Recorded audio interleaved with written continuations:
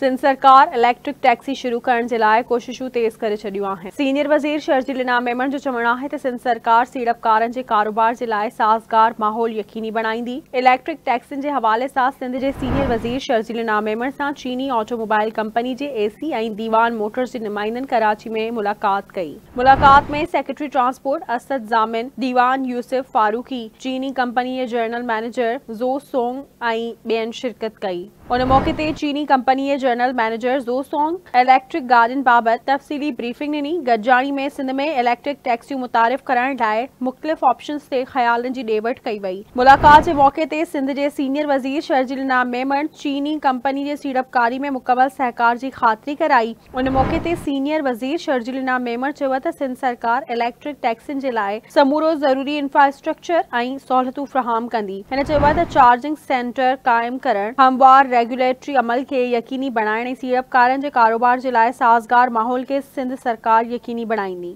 संदसि चवणु हुयो त इलेक्ट्रिक टैक्सियुनि जी मुतारिफ़ थियण सां न रुॻो माण्हुनि खे महफ़ूज़ ऐं जदीद सफ़री सहूलियतूं मुयसर ईंदियूं, पर कारवान ख़ारिज थियण में घटिताई सां माहौल में पिणु बहितरी ईंदी ऐं रोज़गार जा मौक़ा पिणु वधंदा। सीनियर वज़ीर शर्जील इनाम मेमण जो चवणु हुयो औरत मुसाफ़िरनि जे महफ़ूज़ ऐं एतमाद जोगे सफ़र लाइ पिंक टैक्सी सर्विस शुरू कई वेंदी। हिन चयो त सिंध सरकार जो मक़सदु इलेक्ट्रिक टैक्सियुनि खे जल्द खां जल्द शुरू करणु आहे त जीअं शहरी जदीद तरीन माहौल दोस्त सफ़री सहूलियत मां लाभ माणे